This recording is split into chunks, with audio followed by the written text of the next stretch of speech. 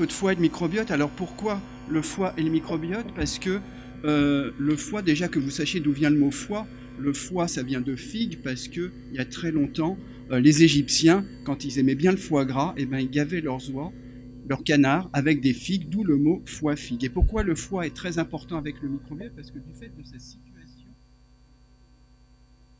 direct avec le tube digestif par une veine qu'on appelle la veine porte qui ouvre ses portes au foie et ainsi il est directement en contact avec tout ce que vous mangez, tout ce que vous avez dans le tube digestif et donc toutes les bactéries qui vont interagir de façon directe avec le foie. Et donc on comprend bien que comme il y a une interaction directe, quand vous avez un déséquilibre de votre écosystème bactérien, vous allez avoir un retentissement sur votre foie. Et donc, nous, on s'est intéressé à Clamart, en fait, aux différents agresseurs du foie. Alors, qu'est-ce qui se passe au niveau? Le foie, c'est comme une grosse usine. Tout ce que vous mangez va être transformé par le foie pour fabriquer tout ce qui vous compose. Et puis, le foie, c'est un bon écolo, il va tout éliminer après et les bactéries vont jouer un rôle. Il va y avoir plusieurs agresseurs sur le foie. Vous avez l'alcool, vous avez le surpoids, la malbouffe, la junk food, les médicaments et les virus. Et donc, nous, on s'est intéressé au départ à l'alcool. Pourquoi? Parce qu'on avait des personnes qui consommaient de l'alcool et qui allaient parfaitement bien, et d'autres qui ne consommaient pas plus d'alcool et qui étaient malades. Et on s'est demandé pourquoi il y avait une telle différence entre, pour une même consommation d'alcool, sur la toxicité au niveau du foie. Vous pouvez le décliner aussi sur le surpoids quand vous mangez ça. Et donc, on a commencé à étudier le microbiote des personnes qui venaient dans le service. Toutes consommaient de l'alcool, certains avaient une maladie grave du foie et pas d'autres. Et on a vu que les personnes qui avaient une maladie grave du foie avaient une signature de leur microbiote différente de ceux qui n'allaient pas bien, de ceux qui allaient bien par rapport à ceux qui n'allaient pas bien. Et donc on avait donc une corrélation entre le fait d'avoir une toxicité de l'alcool au niveau du foie et pas de toxicité de l'alcool. Et donc pour voir si ce n'était pas simplement une corrélation, mais en fait une cause, vous prenez des souris qui n'ont jamais vu de bactéries et vous les humanisez en transférant les bactéries des patients aux souris. Et donc un groupe de souris reçoit les bactéries de la personne qui picole et qui ne va pas bien, et l'autre groupe de souris reçoit les microbiotes de personnes qui consomment de l'alcool et qui vont bien. Et vous alcoolisez les souris. Donc, je vous le fais rapidement, ça prend plusieurs années, et c'est là où le miracle se fait, puisque la souris qui reçoit de l'alcool et qui est humanisée par le microbiote de la personne qui a une toxicité du foie de l'alcool, développe une toxicité au niveau de son foie et vous transférez la susceptibilité du foie à l'alcool via les bactéries digestives, via le microbiote intestinal. Et plus fort encore, après, quand vous rendez le foie malade et vous transférez les bactéries d'une personne qui consomme de l'alcool mais qui va bien à une souris que vous avez rendue malade, vous la guérissez. Et donc, à partir de ces résultats-là, on essaye d'identifier les bactéries qui vont aller protéger le foie pour pouvoir après, plus tard, les breveter. On est en cours de brevet.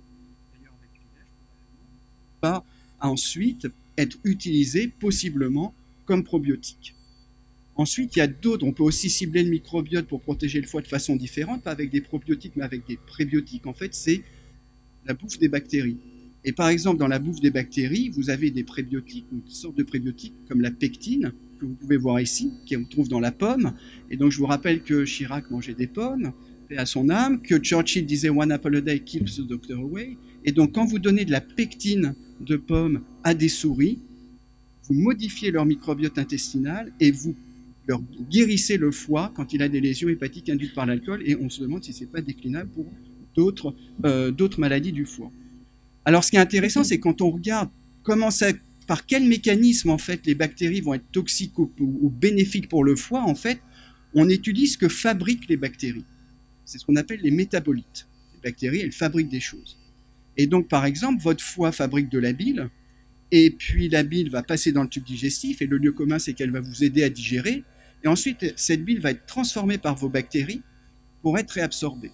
Et on a vu que les bactéries des personnes qui, en fait, n'étaient pas sensibles à l'alcool, formaient des acides d'une bile particulière, des acides biliaires particulières qu'on appelle l'UDCA ou l'acide urso-désoxycholique, qui protège le foie, qui est déjà utilisé en clinique pour protéger certaines maladies du foie, certains patients. Et ce qui est juste vertigineux pour moi, c'est quand on regarde ce que faisaient les samouraïs il y a environ 1500 ans, ils utilisaient de la bile d'ours pour se protéger eux-mêmes, et le nom d'acide urso-désoxycholique vient du fait que c'est le même acide qu'on trouve dans l'ours. Urso, ça vient de ours. Et donc, quand vous étudiez le microbiote intestinal, des fois, on retrouve, en fait, je dirais, des évidences qu'il y avait déjà il y a très longtemps dans certaines médecines parallèles. Ensuite, quand on étudie la maladie alcoolique du foie, on étudie aussi la consommation d'alcool. Et le lieu commun, c'est de dire, bah, écoute, t'es malade du foie, arrête de consommer de l'alcool. Mais c'est beaucoup plus compliqué que ça, parce que si c'était possible, il n'y aurait plus de personnes en surpoids, on arrête de manger, il n'y aurait plus de personnes qui ont un problème d'alcool, on arrête de boire, alors que c'est une véritable addiction. Il y a ce qu'on appelle un craving, qui est l'envie irrépressible d'aller consommer une substance, de l'alcool par exemple. Après, vous pouvez le décliner par exemple sur les sports violents, sauf que là, c'est socialement plutôt valorisé. Et donc, on s'est rendu compte, une équipe des copains en Belgique s'est rendu compte que parmi les personnes qui avaient une consommation excessive d'alcool, une addiction à l'alcool, certains avaient une dysbiose spécifique, pas d'autres, et une augmentation de la perméabilité intestinale, et pas d'autres, et que les scores d'addiction, le score de craving, étaient corrélés en fait à la dysbiose. Et en fait, on peut du coup se demander si en jouant sur la perméabilité intestinale, en jouant sur les bactéries digestives, on ne pourrait pas à la fois améliorer... Alors, par des prébiotiques, par des probiotiques, on ne pourrait pas à la fois améliorer l'addiction à l'alcool, la perméabilité intestinale et les lésions hépatiques. Donc je pense que tout ce qu'on peut imaginer faire avec le microbiote intestinal est vertigineux.